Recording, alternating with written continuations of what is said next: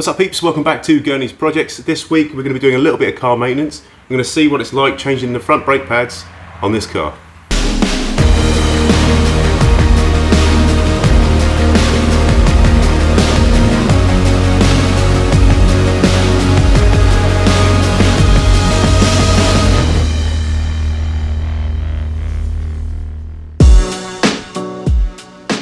So first things first, while the car is on the floor, loosen off your wheel nuts.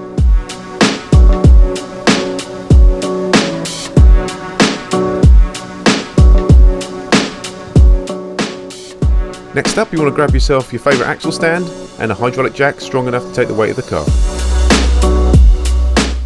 You need to slide your jack to a suitable jacking point under the car.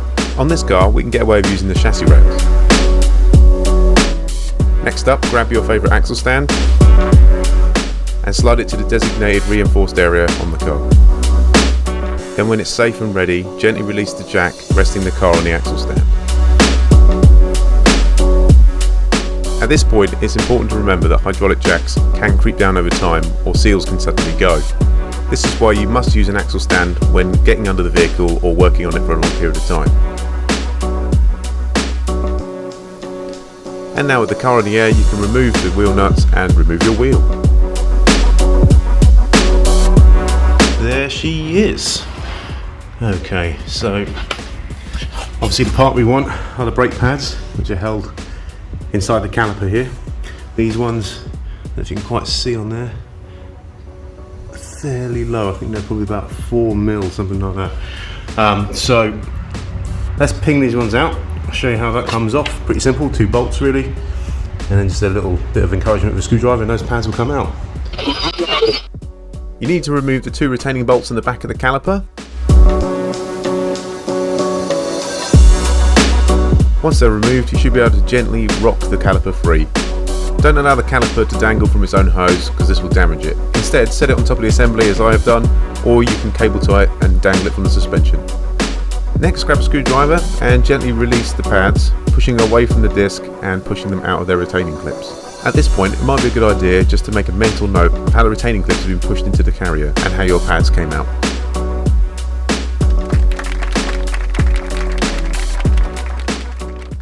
If you're enjoying this video, please hit the like button below your screen and subscribe to the channel and hit that bell for more videos in the future. This is all free.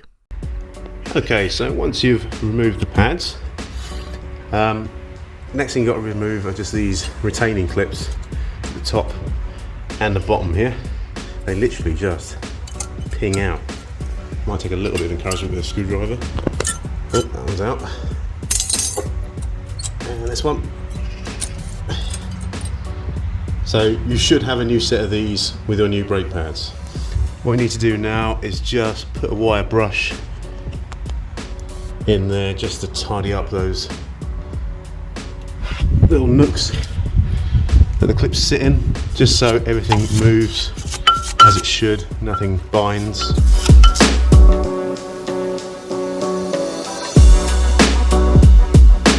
And just some brake cleaner.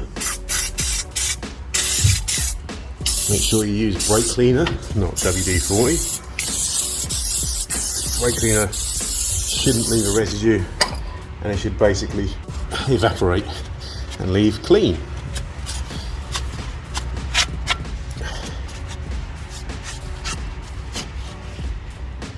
There we go. Just make sure there's nothing in there causing any blockages. Okay, so I just thought I'd show you the difference.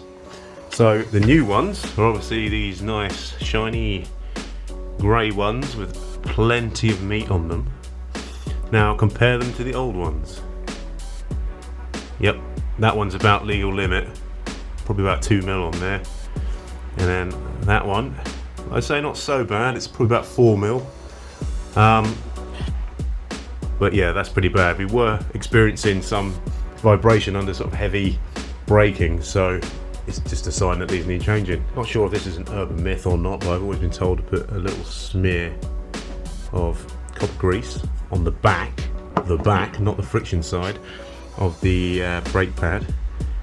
It's supposed to help against squealing, so always just smeared a little bit on there. just to be on the safe side. Right, what else have we got here? So these are the new retaining clips. Nice shiny ones, exactly the same as the others basically. So they just clip back on the caliper holder, and then these will sort of snap in place. So let's get them on.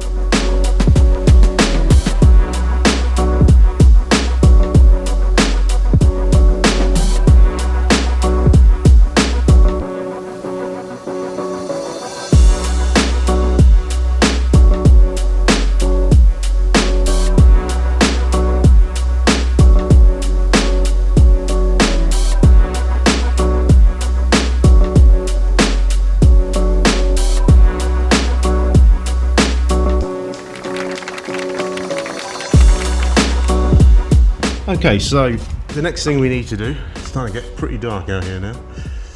We need to push back the piston, because obviously now it's extended out as far as it needed to with the other brake pads being so thin. But now obviously we've got these new thick ones on. We have to push this back. Now you can buy special tools to do this, but I like to use a pair of plumber's pliers because I'm cheap. But before we do that, you need to make sure you take the top cap off your brake fluid reservoir, because what will happen is the fluid level will come up.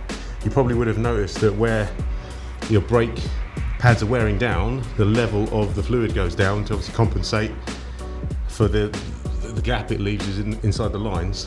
So it has to fill it, so the reservoir will come down. So as you push it back, the level will come up. So we take that off, that lets all the air out so we don't get any locks or anything weird. And it should be nice and easy to just get the pliers on that piston and push it back. So let's crack on.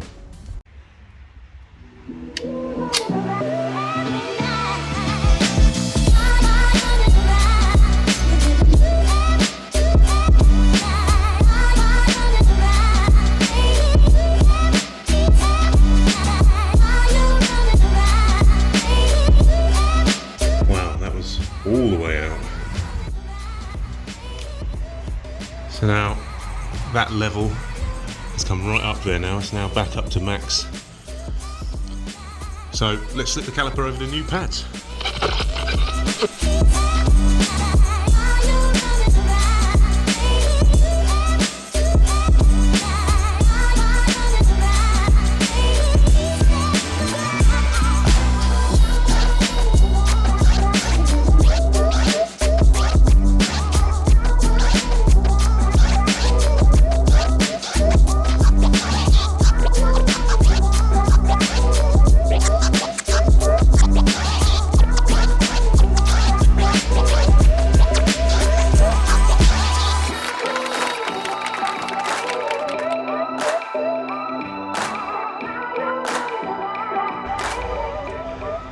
Put your top back on. Just check to see if it needs any topping up. I mean, brake fluid shouldn't really go anywhere, so it should be the correct amount if it was before the brakes wore down. So just do that. And then put your wheel back on.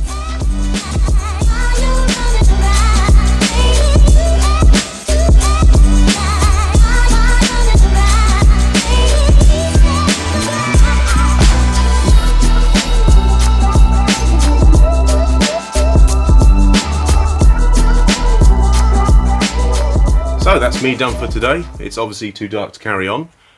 So what I'm going to do is I'm going to do the passenger side tomorrow morning in the daylight. That will make things a lot easier. But what I'll do is I'll stick some before and after shots on here just so you can see that it's been done.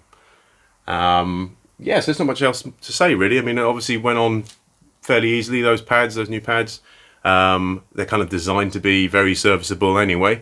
I had a little bit of trouble trying to ping the new retaining clip inside on the top of the caliper there, or sorry, on top of the carrier there, so that was a little bit tricky, but nothing a little screwdriver wouldn't fix. So yeah, so I hope that encourages people to try and look into this and do it yourself. Maybe it can save you hundreds of pounds.